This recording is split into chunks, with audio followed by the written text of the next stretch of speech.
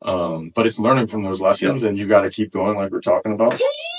Keep going, bro. I'm gonna keep saying that. You got to be so stubborn and just keep going, because if there's another, like, if you can't quit, you won't fail. Or if you never quit in anything, you're never going to fail, because you're going to keep going. And I think for something that you really want, that you truly love and are passionate about, if you have the mindset that you're going to get it and you believe you're going to get it, then, God already has a plan for you. Like, you're going to make your way to it. You just got to keep going.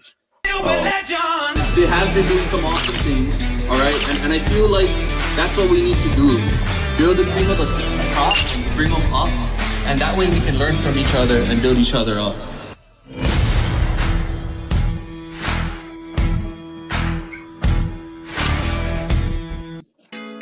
Aloha everybody, and welcome to an episode of Hawaii Entrepreneurs. This guy right here, amazing athlete. Hawaii Entrepreneurs is here to connect, create, and collaborate with the top people in the industry. And we have here an awesome athlete, MLB professional player. I'll go into it more, but Joey, say what's up, bro. What's up, guys? Joey Cantillo right here, from Kailua, born and raised. Happy to be here and talk story with you guys. Guys, we're bringing you the top of the top. Joey is the top of the top, man. And we're actually outside of our studio. We are at Arizona. Had some business to do here, but Joey's here because he is with this. So here's the intro. Okay, I'm gonna go off the top of my head. And actually, for you guys just tuning in, this podcast is 100% real. No cuts, no edits, no BS. Just to the point. So there's gonna be some stuttering here and there, all right? But just off the top of my head, Joey Cantillo drafted to the San Diego Padres. I think it was 2017. Drafted 2017, straight from high school, went straight to the big leagues, and last year made your MLB debut, right? Mm-hmm. Joey Cantillo is a pitcher, left-handed pitcher, and we're gonna talk a lot about what he's been through, some of the ups, some of the downs. His trajectory is still like, he's just starting up, right? He just got in last year. And one more thing, so when we begin here, I have this button here. Joey, this button, and everyone out there, this is called the Chihu button. So when you hear the Chihu button, that means you guys need to listen up and pay attention, because what Joey is saying, right? Write it down, get a notebook, whatever you need, but pay attention, because he's gonna be dropping some awesome things, all right? I'm trying my best, guys. No way you are, Joey. I know you are, with the competitor you are. So Joey, let's first start with one of the most important questions I have. Joey Cantillo, what high school did you go to, bro? Tell everybody. Kailua High School, baby. Surf Riders. If you guys didn't know Kailua High School, I went to Kailua High School. So I reached out to Joey and I was like, hey, Joey, bro, do this podcast. I'd love for you to be a part of it.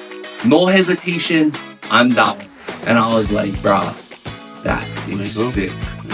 Bleed blue. So he's here right now. Joey, before we begin, I actually got a present for you too, bro. Oh. Yes, I do. Right here. Hold up. I went to go see Coach Corey, bro. I actually need one of these too. Dude, Mahalo Coach Corey. Right here. Thank you, Ken. Let's gear up, bro, for this one, dude. Let's gear up. Gosh, brother. No, for you to just be here, man, like, I'm so excited, bro, because growing up, all I ever wanted was, I wanted to play baseball. That was my dream. That's what I wanted. And I think for me, I don't know if it died out. I don't want to say it died out, but maybe I gave up a little bit on my dream then. To have someone that's done it, to have someone that's in it, and that's in it right now, right? And it's still freaking doing what it takes, man. So I want to give you some time to talk here, but before we go to where you're at, bro, because where you're at the pinnacle of the sport, you can't just mess around. Or, I mean, you can. It's still a fun game, right? But I want to hear about little Joey, bro, growing up. So, Joey, can you tell us a little bit about, like, where you from, bro? I mean, you went to Kailua High School, so, you got to be from Kailua, but tell us a little bit about that, bro. Yeah, born and raised on the east side. I got a kind of a unique story. My dad is a haole man from New York, so he's got the New York in. He's got that New Yorker attitude. Does he have the accent, bro? Not anymore. Not anymore. He's been in Hawaii for a long time. Okay. So I have that, and then my mom is is a Chinese woman from South America, actually, Guyana. So they kind of both got into Hawaii a long time ago and settled down there, and they had, you know, my sister and I. But yeah, we were raised kind of like any other kid in Hawaii. We went to the beach. We played a lot of sports. My dad was an athlete. My mom played a little bit of sports, but played a lot of soccer. My dad was a soccer player. Played soccer, played basketball, and then always played baseball. If I wasn't at the baseball field for the most, or if I wasn't playing sports, you know, we were doing what kids were doing, going to the beach, hanging out with friends, enjoying the island and living a good life. And then, yeah, as I got closer to high school, spent a lot more time on the baseball field, kind of dedicate myself to baseball a little bit more, like we talked about earlier. Having a coach like Corey Shigo around we spent a lot of time at the high school, a lot of reps. That guy is awesome. I gotta say, like, you know, and I think you're coming to it now, like, you just gotta be around the winners, right? Exactly. And before we go there, I want to talk, you mentioned soccer, you mentioned basketball, bro. But you mentioned baseball too. Like, how did you know, or growing up, how did you know, like, baseball was gonna be it? Or did you even know, bro? No, I definitely didn't. Like I said, and it starts with good parents. I think, you know, my parents have done a great job and continue to do a great job. They pushed me. You know, my dad especially pushed me. You know, I was making sacrifices at a younger age that I think he wanted to instill some things in me. Nice. To get some work done and make sure you're doing some running, or make sure you're taking ground balls, or practicing different things, spending the time to get better at the sport, regardless of what age or level you're at. So he pushed me in that sense.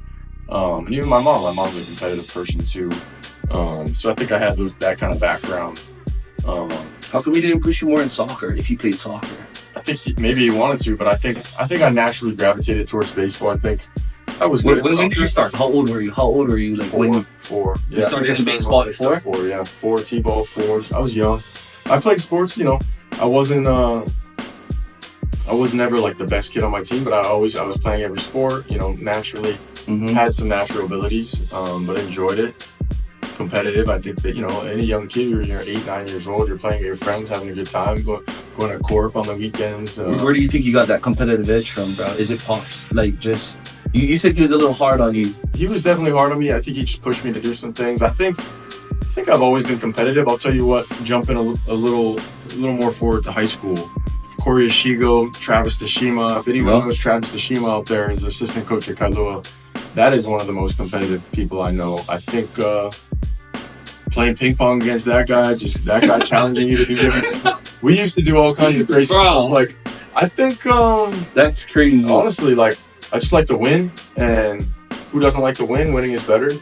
I don't know. I'm pretty competitive when it comes to things, and I remember from a young age, especially the early years in high school, when you're the young freshman. You know, my friends were always older. The upperclassmen were always the guys on my teams.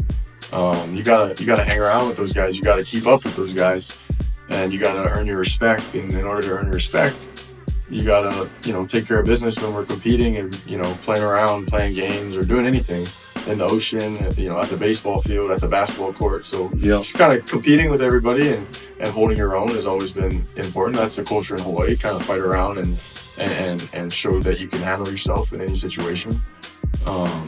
Well, you went to sports. Yeah, and you went to a school that you gotta show up, right? Yeah. Kailua, I always said, or maybe I got it from Corey, bro, but he always said Kailua builds character. Yeah, for sure. He always said that. That is another thing I want to talk about too, because like Kailua, like the difference of public school and private school. Okay, wait, just to give perspective for guys that don't know, right? Yeah. I mean, the east side is the east side, right? Yeah. Every place is kind of different. You got the west side, and you got some hammers out there too as well, but Kailua borders Waimanalo, right?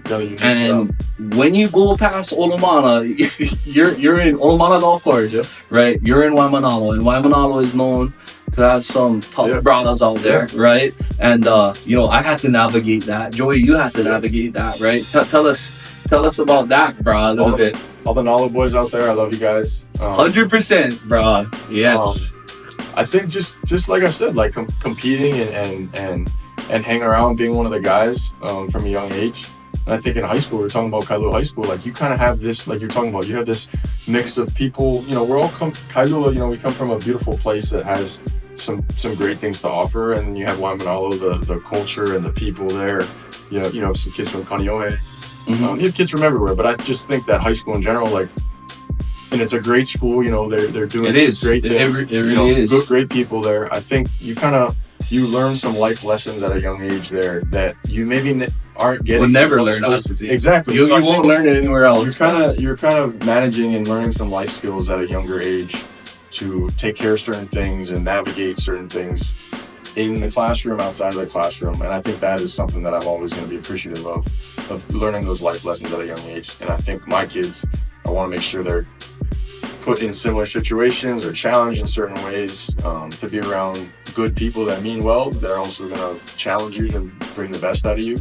I think that goes a long way, especially in today's day and age. Like, you kind of need that push and pull, that battle a little bit. So I'm appreciative of all of that. Yeah, I believe that 100%. Everybody's on their phones, right? So how do you be different? You show up in the real world, you be competitive. Yep. You mentioned it a few times about being competitive. I want to ask you this question. Is competition, is that bad, Joey? Is competition bad? Competition is great. Why? You need competition. Why? Because it brings the best out of people. Like, if you're just doing your own thing at your own pace, like, that's great. But you never know what you can be if you're not getting pushed by someone else. Like, that could be a coach, a parent, a friend, a teammate, anybody, any person in your life can do that. But, you know, we have a saying in Cleveland, like, iron sharpens iron. Like, that's a saying everywhere. Iron sharpens iron. Been forgetting about that. Been forgetting about that. I love it. Iron, and I think, you know, the people in Hawaii know, like, it's just you want to push yourself, and if you have the people around you that are going to push you and compete against you, like, if you got your buddy talking crap with you, saying you can't do this, or saying he's going to do it better than you, and you want to beat him because that's the nature of it, you know, that's just what it is. Yeah. Then you guys are both going to push each other to be the best versions of yourself, or to get the best score at this game, or surf the biggest wave, or throw the farthest ball, all those kind of things. I want to ask you this, kid, because we are local people in Hawaii. We're super proud, bro, and maybe we do have egos, right? For sure. And I think we all have egos, and I think egos is okay. Competition is great. Everything you're saying is great. So, as we grow up, as we get older, right? Why do you think us as local people, or just people in general, maybe, why do you think we lose that somewhat? Because I feel like, right, we all have it in us, right? Yeah. We have greatness, right? I like to say here a lot, like, I'm chasing greatness. Joey's chasing greatness. Like, we're here to chase greatness, right? But what do you think stops that person sitting down and saying, "Oh, Joey, yeah, you went to Kailua and you are privileged. Yeah, maybe you have to navigate Wamanalo boys, but, you know, like, you're Joey, you're different." Yeah, I think that's a big question, right? There's a lot of deep things you can go into that. I think you got to be really honest with yourself, and you know, everyone wants to do different things in this world, right? Like, there's, you know, everyone has their own talent. You know, thank God that we're all in a place where we can, and we're all from a beautiful place. People in Hawaii, you know, you can see certain things and be blessed in certain ways. But you got to be honest with yourself with what you want to do and how you want to get there, and stuff happens along the way. And I think it's just one of those things where you gotta continue to remind yourself where you're at, and I say this, like, failure is a part of success. Like, we talked about this earlier. Like, you know, we all have dreams and aspirations when we're young. We all want to do this and that. And the reality is not everyone, it doesn't always work out that way. Like, God has different plans for what we all imagined ourselves doing, and that's okay. I think you have to be able to adapt and learn from your mistakes. I think, like I said, failure is a part of success is something I've told myself of, like, I've had, you know, when you're a young athlete in Hawaii, you're a lot of kids, you know, we're trying to go to college and play D1, and, you know, you're usually pretty good at what you do, right? You have success, and then, like, for me, you're playing professional baseball and you have some success, and then you don't have some success, and it's learning how to fail. And a lot of kids, at least I saw early in my career in the minor leagues, which I spent a lot of time coming up in, is like, you have kids that are really, really talented that have just dominated their entire lives. Like, they're just... And they get the wake-up call. Exactly. They get the wake-up call when they're facing... And how are you going to bounce back from failing the first time? And it's not easy. Like, I kind of went through different years of failing and not being as good as I wanted to. And that takes a toll on your mind and things you have planned. And I think what we're talking about, you gotta be honest with yourself of what you want, and ask yourself good questions, and keep going. You just got to keep going. I think you're right. I think it comes to the why. Like, why? And what I'm understanding too is not only your why, but what are you willing to take on, or what are you willing to sacrifice? That's what I'm seeing, right? Baseball, right? As I'm older, I see it so much clearer, bro. Like, just because I've been through, like, you know, I've tried a bunch of business ventures. I failed, guys. I failed so much, like, in everything that I've done, that, like, it doesn't matter to me anymore. But baseball, Joey, you can tell, you can say, talk about this. Isn't it like one of the most freaking failing sports in the entire world, right? The statistic on baseball, right? 10 at bats, you get 3 hits on the 10 at bats. Hall of Famer. You're a freaking Hall of Famer, bro. That would never happen in basketball. You know, you're failing tremendously, right? And I'm a pitcher, and I think even in the game, it's kind of understanding that. And I'm not going to go out there and be perfect every single time. I'm not going to throw a perfect game every time as much as I want to. Like, there's going to be stuff that happens, and this goes into baseball. So if there's going to be things that happen in the first inning, I might give up a run, or I might walk a guy. Like, things are going to go wrong. Yeah. How do you refocus and bring yourself back to make sure it doesn't spiral out of control? And I think, and we've all, and me especially, I've failed on the biggest stages. I know what it's like to fail, and I've had, you know, horrible outings when I didn't need to. But it's learning from those lessons, and you got to keep going, like we're talking about. Keep going, bro. I'm gonna keep saying that. You gotta be so stubborn and just keep going, because if, you know, there's another, like, if you can't quit, you won't fail. Or if you never quit in anything, you're never gonna fail, because you're gonna keep going. And I think for something that you really want, that you truly love and are passionate about, if you have the mindset that you're gonna get it and you believe you're gonna get it, then, you know, God already has a plan for you. Like, you're gonna make your way to it. You just gotta keep going. But yeah, I think, like, we're talking about pitching and baseball in general, or anything, like, when things don't go how you planned, like, can you take a breath quickly? Can you refocus and see what went wrong too? And there's this saying, I don't know if it was like Denzel Washington or somebody said it, but it was like falling, and like, he was like, I want to fall forward, like, so I can pick myself up, like when you fall. And I say this, like I was telling some kids back home, when you fail, you don't want to just jump right back up sometimes and do the same thing, and then you might fail again. Like, sometimes when you fail, stay down there for a second, look up. I think Grover might have said it too, Tim Grover. When you fail, look up and process the situation of what went wrong, what adjustments do I need to make so that I'm not in this crappy situation again of whatever happened in any aspect of life. So it's like, when you fail, understand why you failed, so you can make an adjustment and see and process, analyze, and then make that adjustment and try again. Pick yourself up and try again. And I think that's a lot of what pitching is, right? Like, if I miss a pitch, what did I do? Okay, if I missed the left, okay, I got to refocus and maybe make that adjustment and aim more to the right. Whatever it is, simple little things. And that can be in selling real estate. That can be in your business, in anything, right? Relationships with people. Just kind of making adjustments. But yeah, you see, that's a mistake. I didn't push record on the microphone, bro. But we're gonna go with it because they're on top of here. So that's a mistake that I'm gonna learn from. Let's go. So we're gonna keep going here. But look, I made a mistake. I'm gonna learn from this and not let it happen again. I actually think it happened on the first one, but that was like 10 minutes in. But shit, Joey, I lost my frame of thought now. We're talking. Yeah, it's reframing it, right? What did I do wrong? Don't get up and run into the building again if it's on fire, right? Think about it and be like, bro. Exactly. You know? So I love that. All right. So Joey, still in high school, or actually, let me talk. You mentioned you have a sister. I do have a sister. Your sister, you have a younger sister. No, older sister. Older sister. And is your sister in sports too? She played soccer growing up. She was always a soccer player. And how was that on her? Was not as tough as he was on me, that's for sure. Okay, fair enough. Shout out to Pops, bro. That's what me and Joey who he is then. All right, cool. Or that might be a little jab at your sister, like you got it easier. No, I love you, Kyla. You did a great job. She's doing a great job too. She's doing photography, and she's helping run some businesses in Seattle right now, and she's doing some big things. So Kyla, she's in business. Kyla, hit me up. Let's connect. Let's see what we can do. How I can help you too as well. Surfrider Blue, bro. Yep, and from Hawaii. Exactly. Let's go. Okay, cool. Little kid, 4 years old, started baseball. We're climbing the ranks. We hit Kailua High School baseball. I want to ask you this because when I was coming up to baseball, I always wanted to play for Kamehameha, bro. That was my thing. I wanted to play for Kamehameha.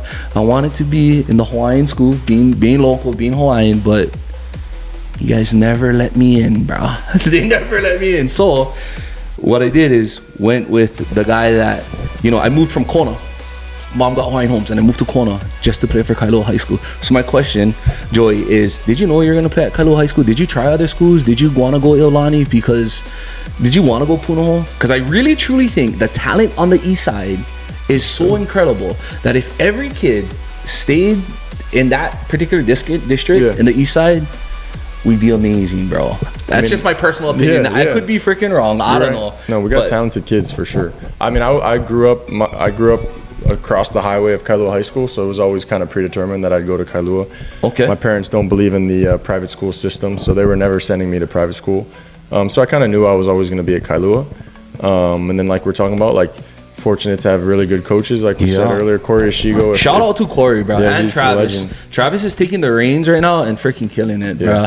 I wasn't fortunate to be with Travis, but I always came back and I always seen Travis, and I would always hear guys that graduated and Travis is doing killer. But competitive people. I was gonna ask you what is the trait that you see in Corey, or let me ask you this question: what is the trait that just to give you guys more context, Corey Ishigo has played baseball his whole life. His family's been in baseball. Played at UH, right? Always usually the smallest guy on the field, probably, right? But you either like the guy or you freaking hate him, bro, because that guy right there, I'm gonna tell you, will do whatever it takes to win. Yeah, scrappy. Right? He's scrappy, right? And that's where he got the name, like. They hated him, put it that way. But he knew how to push buttons, especially when I was in school. And just talking to you, Joey. You love him if you play for him. You love that guy. So what value, if you could give me like maybe 2 values, bro, that he instilled in you, that you still like, and that might be hard, bro, because I know now you've got, you know, access to the MLB and all that, but at that time, if you can think back, bro, like what are 2 things that he instilled with you that you carry to this day, bro? Yeah, a lot. I mean, I spent most of my afternoons around that baseball field, working out with all those guys and him leading the way. I mean, work ethic, I think my dad instilled in me, but I think he took that a step further and kind of channeled it. I was able to channel it into baseball, but he gave me the direction, I guess, in baseball, where it's like, okay, well, you want to do these kind of things, here's what you need to do specifically, and some drills and just being out on the field, and like anything else, you spend more time doing something, you're going to get better. But that, like I said, you know, him and Trav, like that fiery competitiveness where, you know, I don't know if I was as verbal, I didn't articulate my thoughts, maybe as, not that I do it very well now, but when I was 14, 15 years old, you know, we're all kids trying to learn how to grow up and manage, you know, life and high school. Navigate exactly. That stuff, right? But he kind of, that mentality of just winning, and that mentality of, I don't really give a damn about what anybody says or thinks. Like, I'm gonna find a way to get this job done. I want to beat you. I want to beat you. I think that's kind of the biggest thing. The competitive spirit of doing whatever it takes, right? Doing whatever it takes. So I mean, I basically owe everything. Give me one story, bro. Cause I have a story. I want to share it with you, bro, because I think you're gonna laugh about it. But what is one story that maybe you're winning the game, maybe losing the game, and like he like snapped you guys all of it, bro? I don't. There's a lot of stories, but I can think back of a couple times. But one, I'm thinking back specifically. It was my senior year, playing Pearl City in the OIA quarterfinals. You win that game to get into state, so you kind of had to win that first game. And I'm pitching. And I think, you know, we must have been in the middle of the game, and I'm one of the, you know, I should be. You should be shutting them down. I should be shutting them down. Smashing those guys. Just say it, bro. They were kind of. You should be leading hanging around. Exactly. They were hanging around, and I wasn't. I wasn't performing where I needed to be, and just maybe some swear words. I'm not going to say on this, but just the let's go from the dugout, like the fiery kind of. Figure it the F out from the dugout. A big, you know, a couple yells, let me know in the dugout. You were on the pitcher's mound. On the pitcher's mound, and then when I got in the dugout, of him kind of letting you know, like let's go. And you know, ended up winning the game, and I ended up having a big hit in that game. It went to extra innings, and thank God we ended up winning that game. But just little things like that where he knew how to get the best out of me, and push me in certain ways. And then there was times where maybe he would be like, hey, you're fine. Like, you know, I had a lot of, you know, there was I'm young, 15, 16 at the time, trying to navigate different things. And there were some times where like I was able to have conversations with him and he'd be like, hey, you're good, you're fine. Like this is going to work out exactly how it needs to, or you're going to do what you need to do. Like kind of be able to manage both sides of those emotions of like super intense and then sometimes saying, hey, like pat on the back, like you're going to get the job done. We're going to be good. So I obviously appreciate that guy. Yeah, 100%, bro. That winning attitude, doing whatever it takes. Need that. I just want to share this with you because a couple of other guys that I talked to, and I don't know about you, Joey, but I still have good connections with my guys that I graduated with, and when we talk, bro, that's all we talk about. I still love baseball to this day. I freaking follow it. I followed you. That's why I'm excited for this. But anyway, there was one inning. I think it was a junior year, and we sucked, bro. We couldn't hit, bro. Okay, what this guy did. Okay, we come in, we make a yell, we come in, and as we're walking in the dugout, he's walking out. He has all the bats in his hands, and he throws it on the field, throws the whole thing. And we're looking at him, he's like, wake the fuck up! Wake up the bats, boys! Oh, bro, that next inning, dude. Oh, yeah. He's definitely done something like that. We killed, bro. Yeah. Like, we just demolished. Yeah, he just wakes up that, like... He doesn't care. He wants to win, and he knows how to get his guys going. He knows what the local boys need to hear, which is a challenge. Is a damn challenge. Like, stop effing around. Let's go. Yeah. And that's really what it is a lot of the time. Like, let's go. Let's go. And talking about that, Joey, so before I came here, bro, I talked to Corey because I just wanted to see, just a little bit. And one of the things I asked him, because every year there's a slogan, right? Like there's a word, right? And I think he said your senior year. They said, let's go. Let's go. He said, that was Joey's thing, let's go. And it's funny that you're telling that story because it lines up perfectly. And he's like, I said, Corey, like, why was it let's go? He's like, Joey said, let's go. And then I was let's that's go. That's what came bro. Out of my mouth sometimes whenever I was fired up. Let's go. And you know how it is in high school. That's the great thing about Hawaii high school baseball and a lot of sports in Hawaii. We're all talking crap and cheering from the dugout and pumping each other up. So we showed a lot of emotion back then. Mm-hmm. Plenty, and I remember looking back at watching some of those games and seeing some highlights. And I'm like, damn, like you were doing some crazy stuff. Like I was screaming and yelling and showing some emotion. But I think that's just because of the passion for the game. At that time of my life, like you're playing with your best friends. Yes. You're playing for your city, your town. You're trying to win those games. So like you get a big hit, you strike out a guy, like let's go, like just super fired up. So those are obviously some I think fun he times. allowed me, like one thing he did for me too was unlock that. Like it's okay to just be you. Like he, like I don't know. He's like, look at me, I'm 4 feet, or well, I'm not saying he's 4 feet, but whatever. And look what I can do. Like, but he would go up to bat and yank one right field, and I'm like, holy. Yeah, I think it's that's why sports, and we're talking about baseball and like that fiery competitive nature, but like sports in general, I think, and maybe sports isn't for everybody, but I know like from a young age, sports are gonna instill some things in kids and people, like learning lessons, like we're talking about discipline, doing something every day, consistency, sacrifice. You can't go do other things, and failing and succeeding. How you handle both of those two extremes.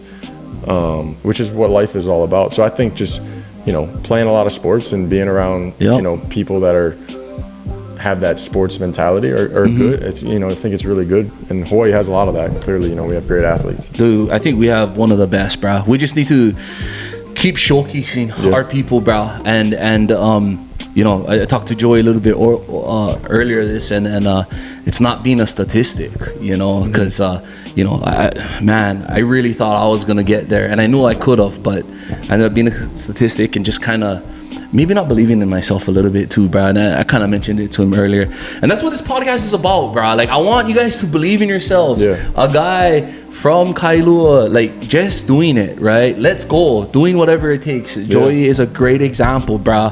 Local boy, still surfs. I see this guy, he comes home from the playoffs last year, and this guy is just, surfing, jump in the ocean. I just want to go to the beach. Just go to the beach. Just want to go to the beach. And I'm like, bro, I like this guy. I like this guy. Honestly, I think, like what you're talking about, I think there's just certain times where, like you're talking about believing in yourself, like there's things that happen along the way where you're like, okay, well, you're going to start to doubt yourself in certain things. But I think at a young age, I was like, this is what I want to do. I I believe I'm gonna get it done. When did you? You're in high school, right? You're winning, and if I remember correctly, Joey, your senior year, you were Gatorade Player of the Year that year. I was, yeah. Gatorade Player of the Year. You're batting .500, right? So from freshman, actually, I want to back up because you're a freshman coming in. Obviously, you're talented, right? As a freshman. So when you were a freshman, in certain ways, were you in Vars already?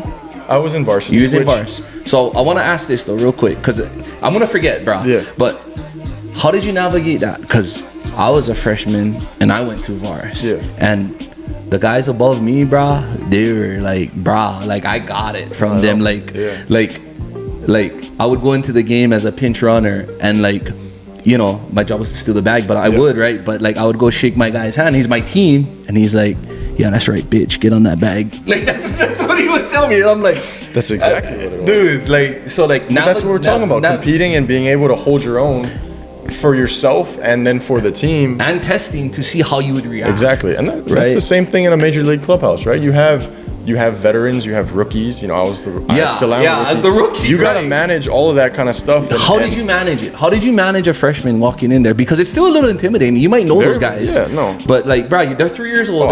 They're cranking bombs, and you're like. I was like the one freshman, just getting all the jokes thrown my way and just eating them up. I don't know. I think I was, and I've told you, maybe this is just this delusional thing I've always had, but like.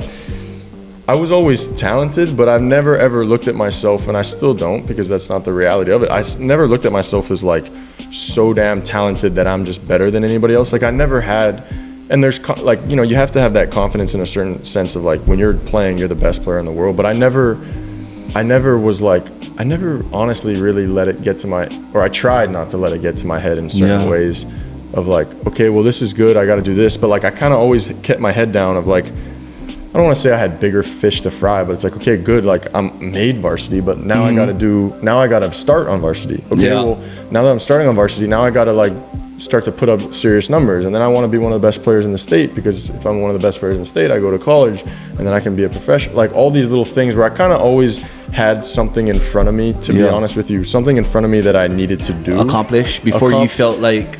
Yeah, and there's pros and cons to that. Bro. There's pros and cons to that for sure, but there was always something I needed to do, so I stayed busy. And we talk about confidence and believing in ourselves, like we were talking about earlier. I think I always believed in myself, but I always, once I got to high school, there was a certain like, I'm gonna do whatever it takes to get better and to win. Yeah. So I think, and I've heard, and growing up, like I would watch athletes, Derek Jeter and Tom Brady and Peyton Manning. Like I love Peyton Manning. He'd always talk about preparing. I want to be super prepared.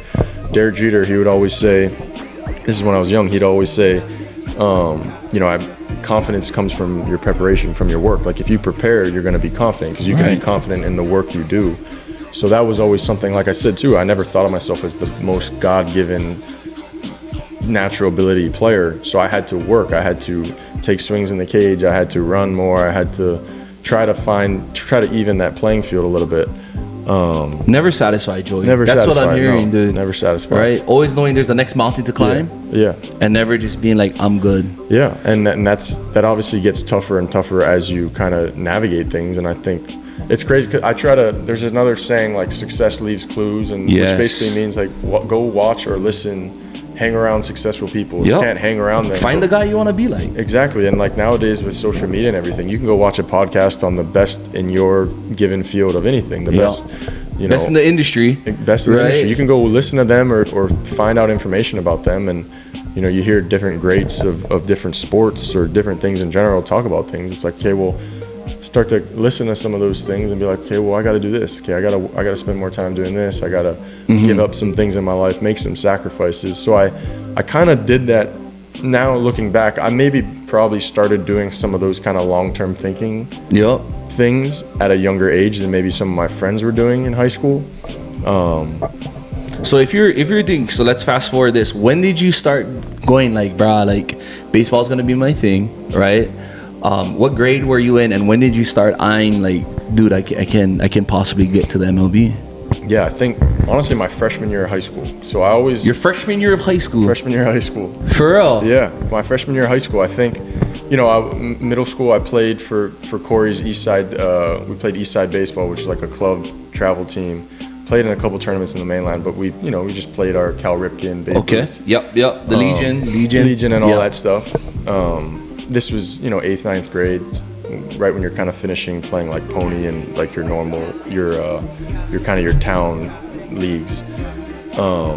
I got to high school. I actually remember there was a specific day. So when the reason why Kailua is so special and Coach Corey is so good at what he does is he spends time and he brings people in. So we had a guy, Tom House, who's a legendary pitching coach, come in and kind of teach a whole program. He did Randy Johnson. Exactly. He did Tom Brady. Nolan Ryan. He did Nolan Ryan. Yeah. A genius. Yeah, in this the guy sport. was amazing. And Coach Corey went out of his way to kind of learn from him. He was a certified instructor. Teacher. Yeah, basically. instructor, yeah. So we had all that kind of going by the time I was starting to play for Coach Corey. So I remember a specific day where I would 7th, 8th grade, maybe it was started to be 8th grade. Coach Corey would see me working out with my dad and doing those kind of things. But there was a certain day where we do these weighted balls, and I was 12, 13 years old, like throwing these weighted balls, but like just throwing them, kind of not going through the motions, but basically going through the motions without the intent behind it of like, why am I doing what I'm doing? And I do remember one day, my freshman year of high school, or going into my freshman year of high school, where I was like, okay, like I'm not gonna. And my dad thank you to my dad. He had a saying. I grew up with the saying of like, don't half-ass anything. If you're gonna do something, do it right. Yep. Don't half-ass anything. Yeah, like love do the dishes. If you're gonna wash the dishes, you'd learn to make the adjustment if you didn't do something right in my household. And shout out to Pops then on that, right? So it's like if you're washing a dish and you don't do it right, you're doing a half-assed job, you're gonna have to go back and do it clean anyway. it again. So if you're gonna do something, do it right the first time. And the reason why I bring that up is there was a day I was doing these weighted balls, and then something clicked where like, all right, I'm spending 3 hours after school out here in the afternoon, hanging out with my friends, doing baseball drills, playing baseball. I may as well be the best damn version of myself when I do. I may as well do this drill as hard as I can. I may as well throw this ball I'm supposed to, like pay attention while I'm doing these things. Have intent, have thought behind it, right? So I think from that kind of that freshman year where I was like, and I told you earlier, like, my parents stressed the value of education and getting good grades in school. And let's fast forward to that, okay? Freshman year, you had the switch. If I'm gonna be here, like I'm gonna do it, right? Sophomore, probably had a great season. I know junior and senior, you had a good seasons, right? Those ones? Relatively good, right? Yeah. Mom guys come in and talk about education, right? Because Joey was actually gonna go to Kentucky, University right? of Kentucky. Yeah. Did you have an offer already, bro? Like, did they like? Yeah. So they had given me a scholarship. How old were you, or what grade were you in, bro? Going into my senior year. So I never had it. Some guys get offered now, like junior, freshmen, sophomore. Oh yeah, year. sophomore. Some guys are committing earlier, and I was never. The reality was I was never that good. I wanted to be that good. That's why I played and trained. Hold on. You weren't that good. I wasn't good enough to get a scholarship offer. Like I at that age, or at that age, yeah. Like the best guys in the state, or in America, I guess, which is kind of where I put myself. But you definitely put yourself in the state. Yeah, sophomores, they're already getting looks. Sophomore, junior year, you're kind of starting. And I threw 78 miles per hour going into my junior season, which is say that again, Joey, please, so these guys know. 78 miles per hour. I wasn't throwing 95 like everyone else. Yeah, I want to point that out, because 78, you think that's and that is pretty fast. That's not bad. Decent, but it's not enough to get you a good look. You're not gonna get a really good look to where it's like, brah, you guys gotta go check out this guy, right? So there are guys ahead of you. There are a lot of guys ahead of me. There's a lot of guys ahead of me, and I'm decent, especially for nationwide, my age. right? You're talking nationwide. And that's what you're competing against when you're trying to go to college. You're trying to go to, UH would have been cool too, but I kind of in my head wanted to go away and experience college like away from home. So you're competing against every kid in all 50 states. So you got to be just as good, if not better, than those kids. So I wasn't good enough, and that's why we talked about like how could I be satisfied if I got to pay for college, I got to find my way to go to college. Like that was my parents' way of saying, Joey, like challenge, push yourself, like get good grades. So I always got good grades and tried to get some money from academic scholarships, and then baseball came along too, where you're kind of getting some baseball money too. But yeah, Kentucky was one of the schools that offered. So senior year, Kentucky. Yep. I'm in, mom, dad. Yep. I'm going. Senior year, I talked about it before. I think you were like 5-1, right? Senior year. Yeah. 5-1 or 5-0? Were you 5-0, no, bro? We lost in states. You lost in states. Fuck. Ooh, I hate it. I lost in states every time too, bro. Feeling. Still burns. Still bugs. Still burns, bro. Okay, 5-1. You're batting 500. Season's over. Yep. When did the talk start coming? So Joey gets, because end result, Joey gets drafted, right? 17 years old to the San Diego Padres, right? When does the professional scouts, or how does that develop? And before that, how does that conversation go with mom and dad, bro? For you, when you tell them. So baseball works a little differently than other sports. Basically, like football, basketball, you gotta go to basketball. You can go to college for a year, but baseball, you have to go to college. Or baseball is the one sport you don't have to go to college. Football, you go to college. Basketball, all that, you go to college. Baseball is the one sport that if you're good enough, or if the team thinks you're good enough, you go right in. You can get drafted. Like anybody's open to getting drafted. And I was able to get drafted. But going into my senior year, there were some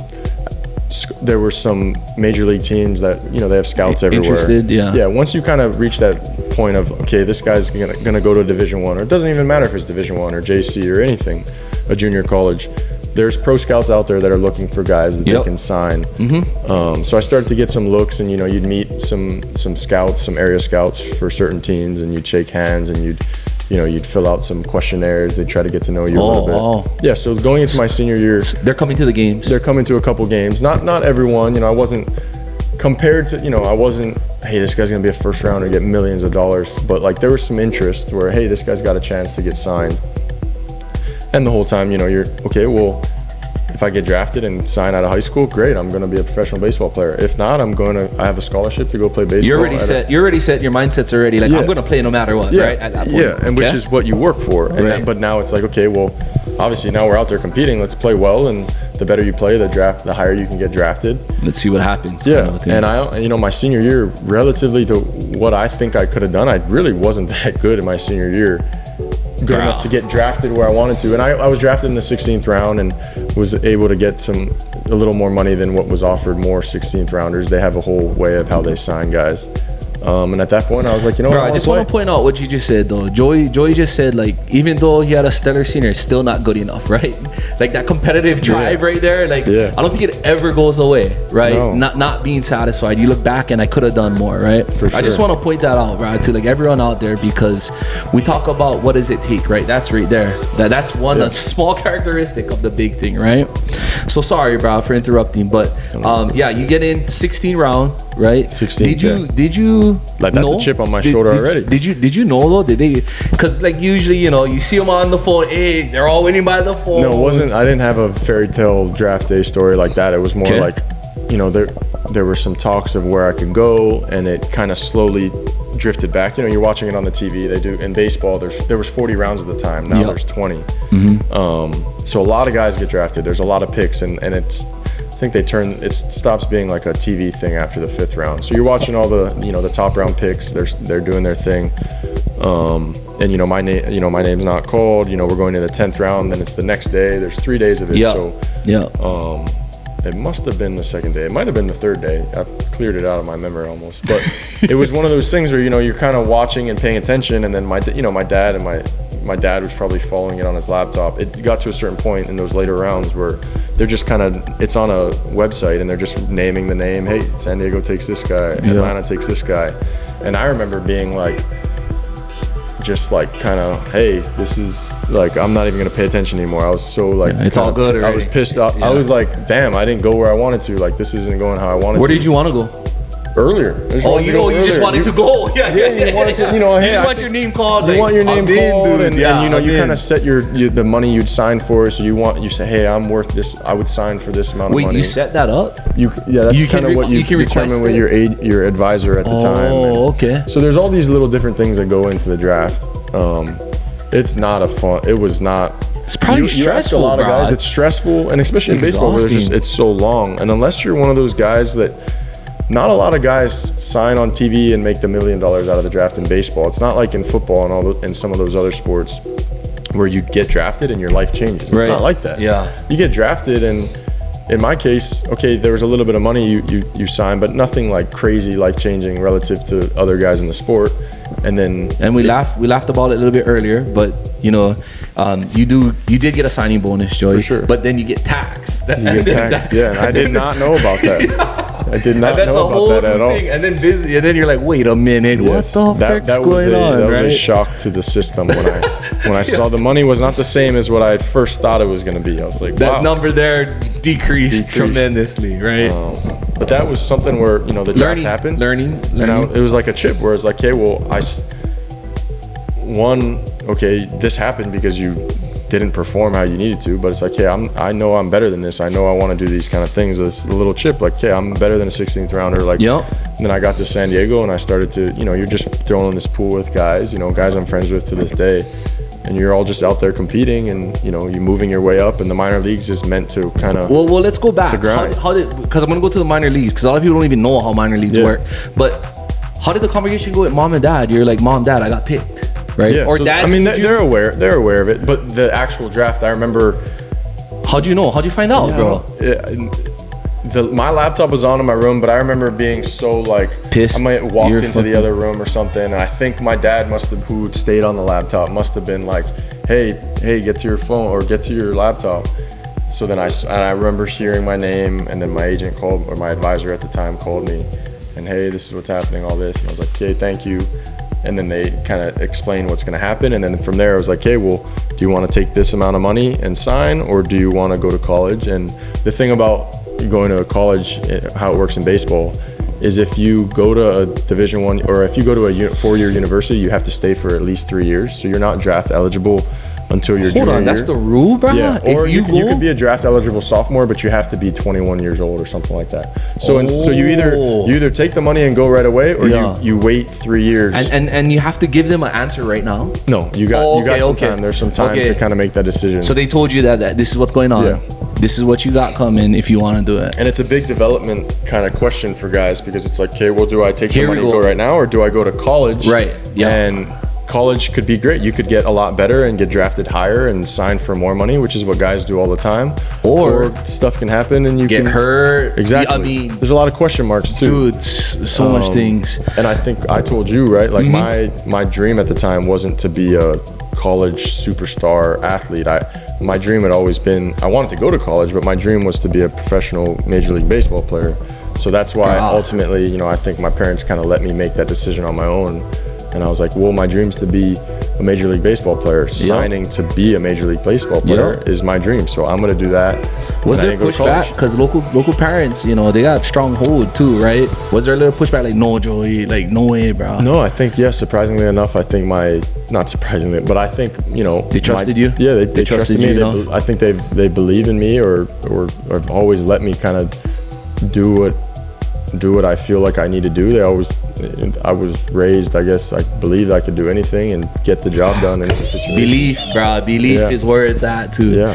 Cool. You signed, Joey. Boom. San Diego Padres. You see your name up there, dude. But most people think like you're in, like, oh yeah. But in baseball, there's levels to this shit. Yeah. There's levels. You have single A. You have rookie ball. You have rookie ball first. So when I first signed, there was 2 rookie ball teams. I didn't know that. Do they still have that? No? It's 1 rookie ball team. It's 1 rookie ball. They used to have 2 rookie ball teams, which is 70, 80 guys split between 2 teams. So you have a big rookie ball system. Then you have short season, which is where a lot of college guys went. I didn't know that, and some of the high school guys went their second year. So you had 2 rookie ball teams. Short season A ball is what it was called. Then you had low A, high A, double A, triple A. So you had 6 levels to do it. Not in the NFL. NFL you're in. No, NFL you're in. NFL you're in. I think basketball has the G League, but that's different because if most of the guys that get drafted, especially in that first round, those top guys are all going to the team, and then maybe a couple guys are going to the G League. Sure. But it's that same concept where you're kind of on the farm system of your big team. So if you're listening to this, it's kind of like JV Vars, but way more levels to this. And and I mean, there's no guarantee. Yeah. There's no guarantee you get you're anywhere. gonna make it. Yeah, you get anywhere. And back then, the money was you barely were making any money. Right. So guys that signed for a good amount of money had their signing bonus from the draft. But you're playing. That's with though. That's like all you got though, right? And if you didn't sign for that much, that's all. So you're playing with guys maybe drafted in the 40th round or the 38th that are have a wife and kids, or that are playing for $1,000 a month. Like we're not making much money at all. So everyone's just grinding. In the minor leagues, like if you talk to anybody that's played minor league baseball, they understand how much of a grind it is, because you're not making that much money, and and depending on how you look at it, obviously I wasn't seeing it that way. I was seeing it. I'm 17 years old. 17 guys. Joey's 17 playing against freaking grown men, dude. Yeah, and you get to play baseball for a living, and they put you up in a hotel and then an apartment. Like, so that was my first 2 years. I was living in a hotel, and I'd go in and play at the complex, and I was in rookie ball for a while because I needed time to develop and build myself out of there. But that, there's pros and cons depending on how you look at it, but perspective, bro. Perspective. It's all perspective. I was playing baseball. I'd eat Chick-fil-A in the mornings and then go to the baseball field, and then I would just have a good time and do it all try to be the best version of myself and do it again and again. And you just keep going all the way, and here I am 7 years later. Well, so I want to go back because we're going to go to it already, because shucks, we've been on a little bit, Joey. I know you got things to do. Again, I appreciate you, bro. But listen, you navigated the freaking single A, double A, rookie ball, all of that. But in that time, there was freaking COVID, bro. For sure. COVID comes in, right? Everyone's season, right? Practically, right? And at that time, I mean, any sports, no one knew. No one knew, but you still need to have a mindset of freaking working out, because you still need to be ready. Yeah, no one knew what was gonna happen, but. So where are you, 2020? What level are you at in the 2019? I had finished in high A, so in 2020 in the spring when COVID started, I was getting ready to go back to Lake Elsinore, California for high A. High A. Okay. So I would Lake Elsinore, is that what's the name? Southern California. Southern California. So I was getting ready for that, and then we all got shipped home and didn't know what was going to happen.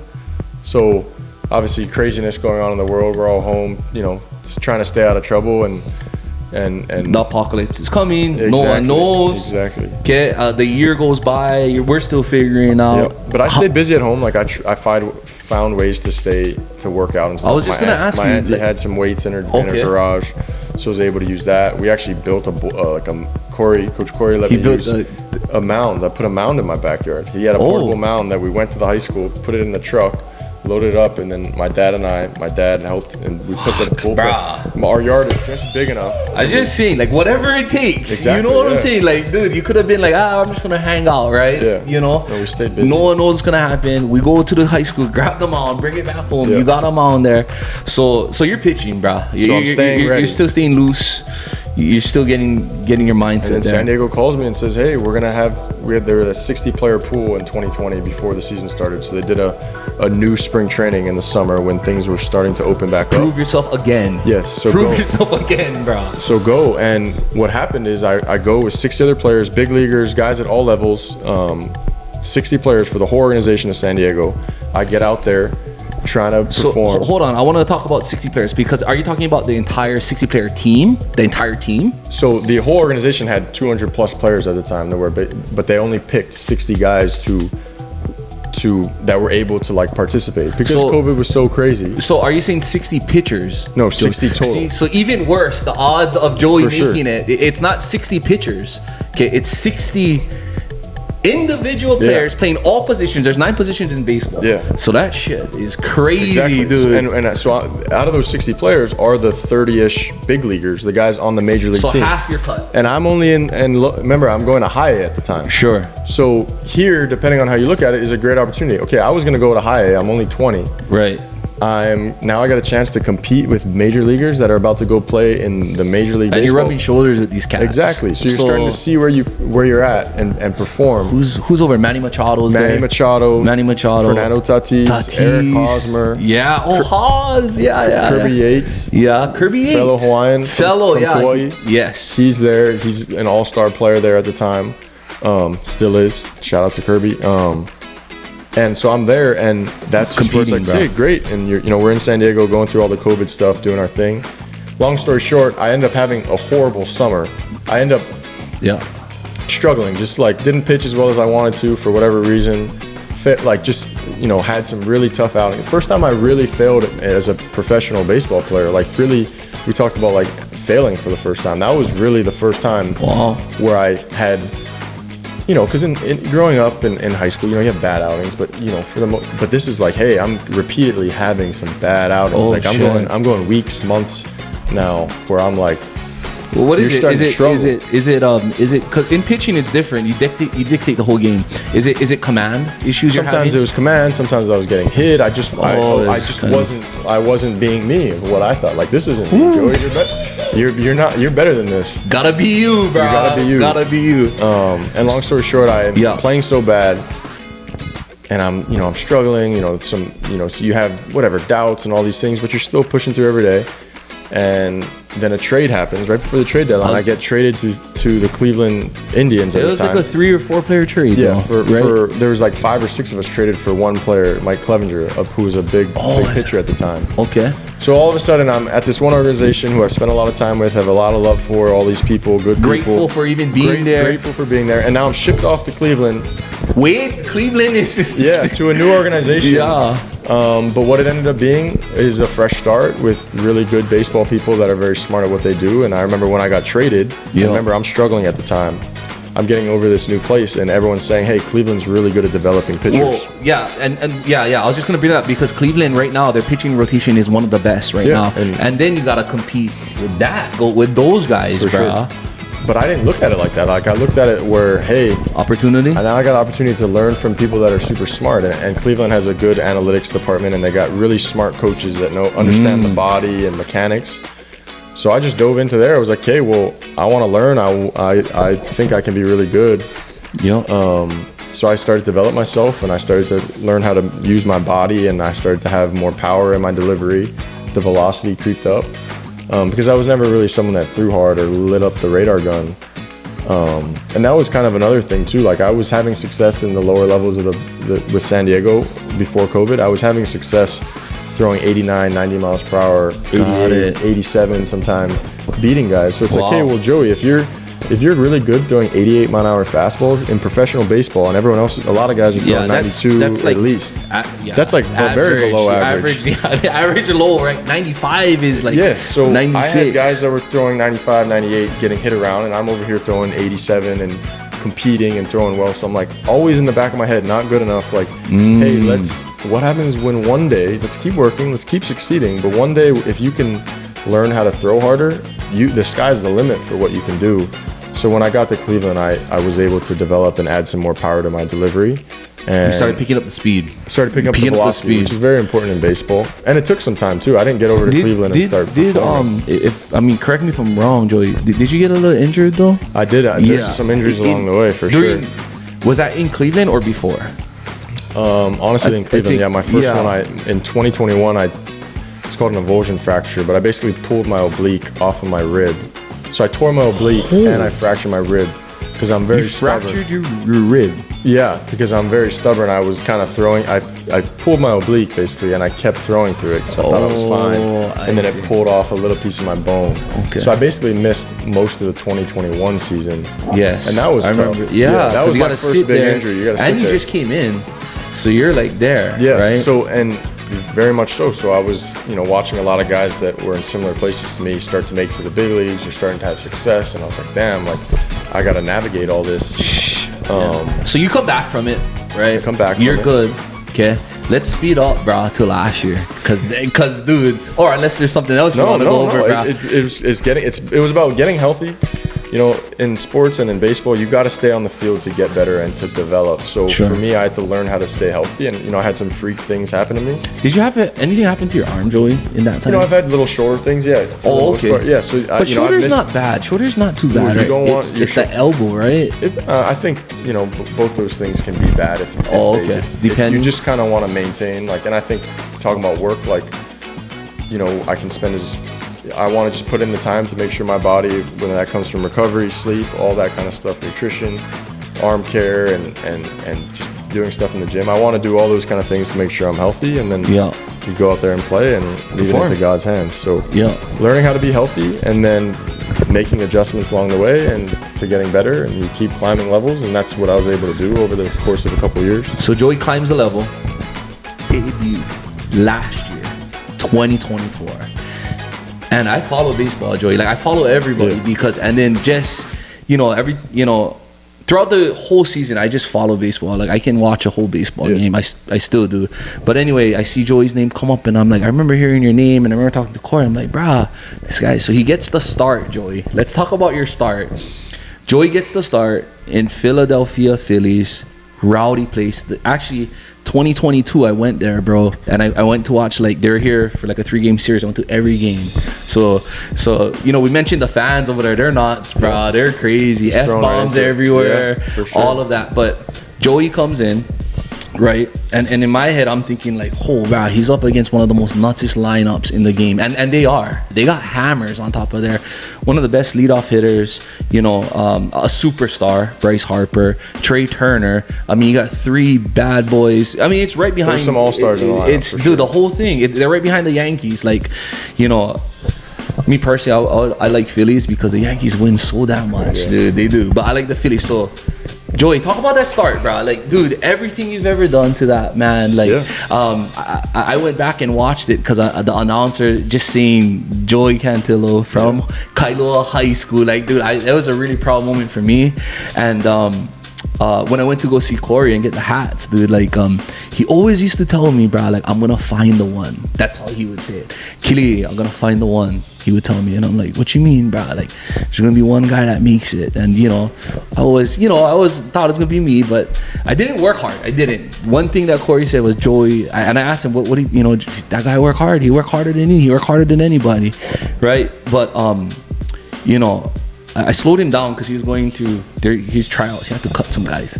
Kailua High School. Really? That's a hard job to do. That, but that's not easy. Well, it's not easy. But anyway, I gave him a hug and I said, I don't know if Corey with me. I said, Corey, bro, you did it. And I hugged him, and I got like a little emotional, and he did too. I don't know if he shedded a tear or anything, but like, no, he was there. He came to the debut. He came, dude, and he was watching you. I think he has a picture with you in the bullpen while you were pitching, right? But can you just tell me that feeling, bro? Because I wish, anybody that loves sports like would really appreciate it, and I would just appreciate it, bro. Going on that field, getting the game ball. It was great. The phone call, they told me I was in AAA, and then when the assistant general manager called me and said, hey, you're going to the big leagues, which is just the call you're waiting for your whole life, right? And from 2017 to 2024, it's 7 years. It took me a while. It's a fucking long time. So when he told me, I remember that feeling, hey, we want you to start on Sunday in Philly. What day was it? What day was it, Joey? It must have been Friday. So I got on a plane. I got on a plane, and then thankfully they let me be with the team on Saturday, which doesn't always happen. Like usually you might show up the day of and just you're on that team. So I got to be with the guys, which was nice. Kind of get more familiar than you spend. At least shake their hand. What's up, bro? Exactly. And tell me the guys on the team pretty cool, bro. Great, Cleveland, great people. Open arms. Let's go, bro. That's part of the culture that. Are they calling you Rook? Let's go, Rook. Of course. Yeah. But that was a special day, and I think everything leading up to it. You have these nerves and you have all this stuff going around, all the energy. You're in Philly. I remember walking around in the morning, getting breakfast, and my family's coming in, and you're dealing with a lot. You're trying to navigate all that, and be mentally just get ready for the game exactly at the same time. Stepping on that field was great. I mean, just a lot of firsts. You're in this big league stadium, which you dream about. But all that stuff goes out the window once you step on the mound. I think naturally it's kind of like, okay, well, let's go. It's time to compete. And let's go. It took me a couple pitches to get to the let's go. As I think your first couple high. I meant 2-0. So I fell behind 2-0 and kind of just not a good start. And then Kyle Schwarber, first batter I faced in the big leagues. So literally, you want to talk about the opposite of like a fairy tale or opposite of like a movie case scenario. First batter in the big leagues, great home run. He takes me deep, like crap, 1-0. Like that's the worst way to start your career. Your third pitch, Joey? Is it your third pitch? Two high balls, brings it right in the zone. Brana hits a banger. So kind of Philly's yelling. Everyone's going crazy. And so that was a moment where I was like, okay, well, now everything goes out the window. I'm on a team here. I gotta help win this game for this team. This team's trying to win a championship. And this game is a piece of that puzzle. Next hitter, Trey Turner comes in, ground ball, guy gets on base, error happened, and the next hitter's Bryce Harper. And it was kind of one of those things where, okay, let's go. Gotta do it. Gotta figure it out. So if you guys don't know, Trey Turner, again, probably one of the best hitters out there, right? Fastball hitter. You know, gets an error. He's on base. Another Hall of Famer. Bryce Harper comes up. This guy was touted LeBron James of baseball forever. Cover of Sports Illustrated, right? And tell us what happened, Joey. Yeah, I mean, I was able to punch him out and get my first strikeout, which was very big. Huge. He strikes out one of the best players in baseball after giving up a home run and a runner on base. Joey. Yeah, I had to, and that's where I did have to because if I didn't, it would have been very bad. It's trouble. It would have been very bad. So I was able to get out of that inning. You know, I struck him out, which was huge. I think. But at the time, I'm trying to be in the moment, and that's what it's all about. Trying to stay in the moment. Where I got him out. Let's go. I got one out. Let's get out of the inning, and was able to get out of the inning. And the outing ended up being okay for me. But just a huge day. Nonetheless. Yeah. Well, let's go back because it took you 7 years, Joey, of coming here. 7 years, quote unquote, not a fairy tale inning, winning, losing, but failing. Yep. Right. But I just want to talk about it one more time, though, too. Comes up to bat, hits a home run. Kyle Schwarber comes back up to bat. Joey comes back up. Yeah. And I'm not saying this to humiliate you, or to even, but this is great. Kyle Schwarber, the guy who hits the bomb, third pitch that Joey ever throws in the MLB, hits a bomb, goes through the lineup. Brother comes back up again to pitch. What happens, Joey? He takes me deep again. Again in the same. Never happened in my entire life. I've never had. That's never happened. It hardly ever happens in baseball. Period. I've never had somebody hit a home run off of me twice in the same game, and that was one of those things. And we talk about like learning, failing. There were things that happened, like pitch sequencing, that went into that I learned after the fact. Like, why did he's a great player, and hats off to him. We're competing out there, but there are things that I learned from that at bat that I can go into it the next time, being like, okay, I saw some things happen that maybe I could do this differently, throw this pitch differently, or throw a different pitch. Yeah, and that's what it comes down to. Like you said, like he got me twice, but it's like, what is the learning lesson in the failure there? What is the learning lesson of what happened? And that's what I have to take out of that, not that was a bad moment. Yeah, we can cry about it, right? Exactly. But how do we freaking move forward? Exactly. Right? We look at the data, look what happened. Okay, bro, I should have done this better. Exactly. I could have done this. And take that into the future. Yeah, and take it, because I think it's just a lot of nerves. I mean, you were a little wild, but you showed so much great composure, right? Sure. Joey's known for, a pretty good fastball, but the strikeout pitch is the changeup, right, Joey? Sure, I got a good changeup, yeah. It's the changeup for you. Yeah, and I think... And let's carry this on, because there's another guy I want to talk about that you struck out as well, right? But that was a tough game too. So let's just fast forward. You had a couple other starts. Baltimore. I can't remember who else, but I just do remember you facing the Yankees, bro. I mean, another just elite team. These guys are all superstars, getting paid the highest in all of, pretty much highest, right, Joey? Yeah. The largest salary cap in all of baseball. And right now, the hottest guy out there, Juan Soto, just got the biggest deal ever. I think you looked it up. Was it 57 million? I think it was 765. Okay, million. Way off. $700 million, guys. He just got his just this offseason, right? So, and he went to the Mets too. Yeah. He went to the Mets. So, Joey, you actually you get to challenge him first at bat too, right? How does that one go? So I get a start in New York, and I face the Yankees, which I'm really excited for. But he takes me deep that first at bat. That whole game, I don't know if I got him out. Go ahead, bro. If you gotta get that. He takes me deep that first at bat. I think I walk him the next at bat, and then he ended up getting another kind of a check swing hit down the line that ended up scoring some runs. So kind of a tough day in New York, my first outing, and he did a good job. He beat me that day. So a good player, good player. Awesome player, dude. And we talked about it earlier about having that mentality of his whole Soto shuffle. And when I first seen it, I was like, bruh, but I mean, you put it into perspective, it gets him ready. For right? Sure. It gets him ready. We're just all out there competing, and I think fast forward, like you said, in the playoffs, I had really good outing.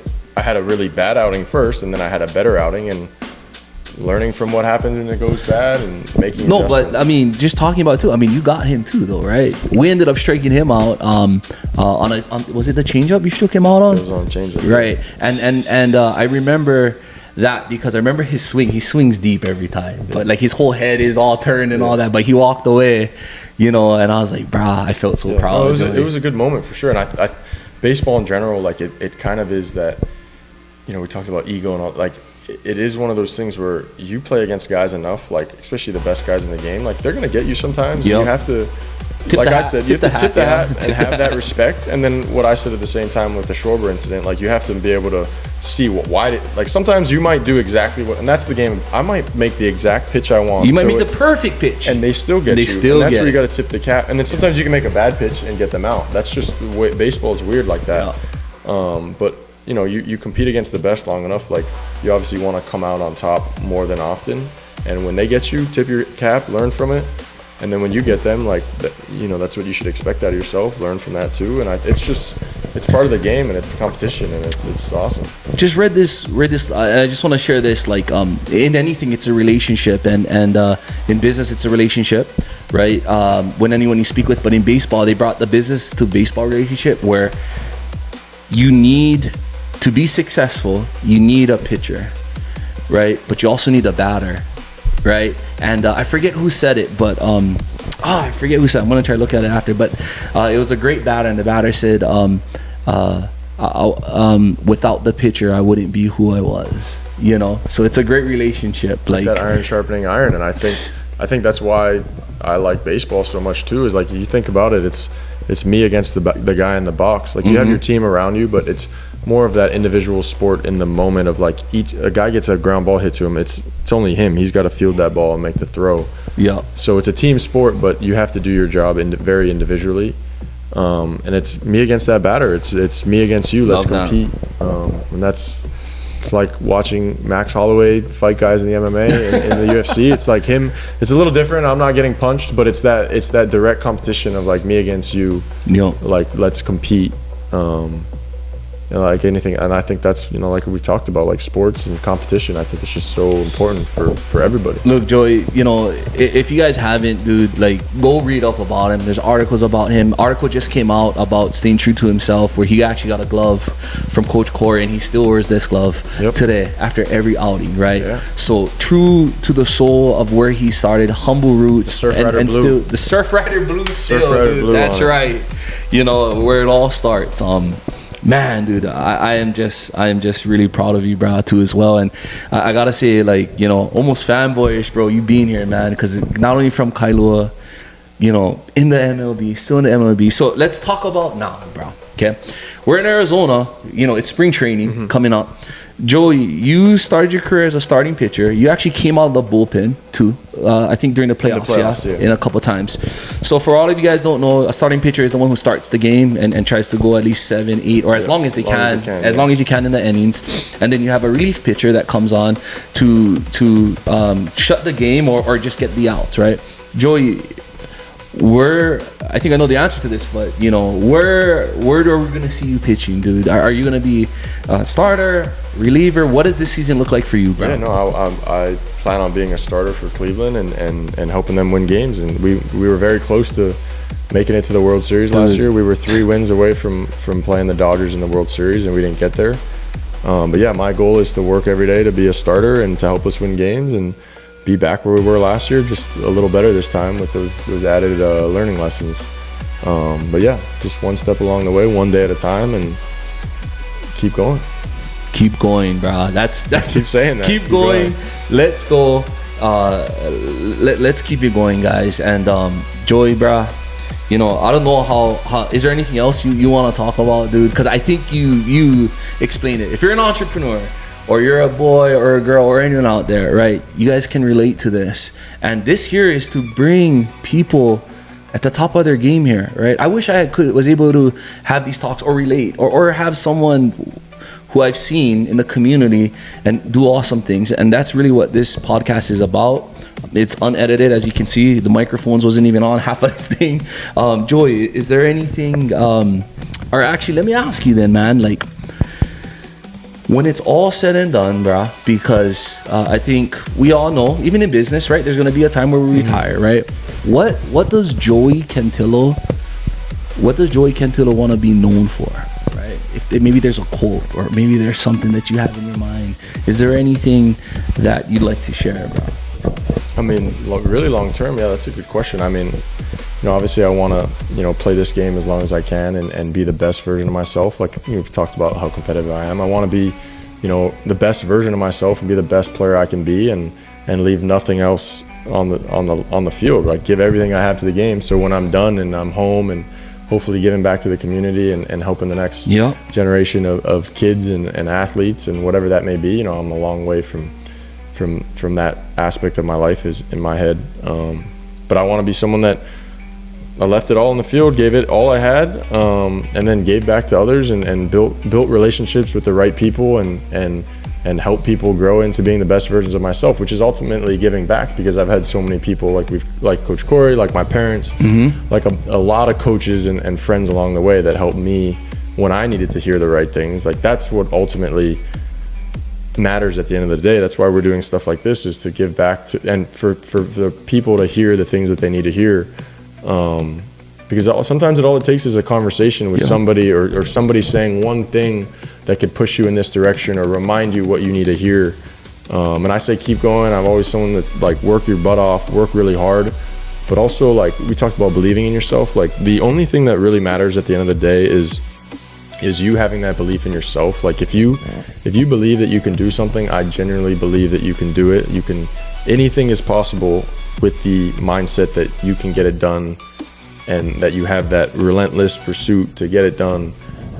So just, it doesn't matter what anyone else is saying. If it's negative, or if it's not serving you in the right way, like, screw what other people think, and listen to what you're telling yourself, what you really want. And that comes down to believing in yourself. And if you're not believing in yourself, or if you're not maybe the most confident at the time, like, work more, do more. Like, if you're not confident that you can get this job done, or lift this weight, or do this business call, then go read up on it. Go read up and put the work in, get familiar, so that you have more confidence, because work's going to build that confidence up.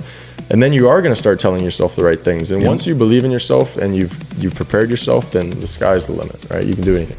Dude, Joey, I just, truly, brother, thank you for taking the time here. He came right off to practice, bro, right over here. I wasn't even sure, we were going to do this, but, here we are in the living room of our Airbnb, talking to an awesome athlete, giving us some of the goods, man. So I hope you guys took away some great stuff from here.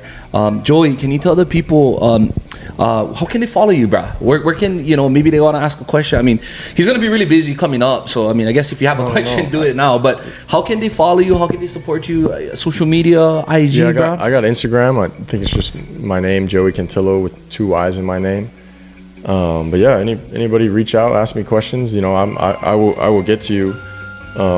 I want to support all the local people for sure. And I'm saying all this stuff like I got it all figured out. Believe me, I'm a 25-year-old kid just trying to be the best version of myself and learn and fail and try again. So, I mean, I'm trying my best, learning from good people along the way too. So I'm appreciative of you having me on as well. Right on, Joey. Well, hey, we're going to sign out here, let Joey get back to his thing. Guys, I want to thank you guys so much for watching Hawaii Entrepreneurs, the place where we connect, create, and collaborate with top guys like my man, Joey Cantillo. I hope you guys had a good time. I did. Joey, thank you so much. Appreciate you. Appreciate you, man. Yeah.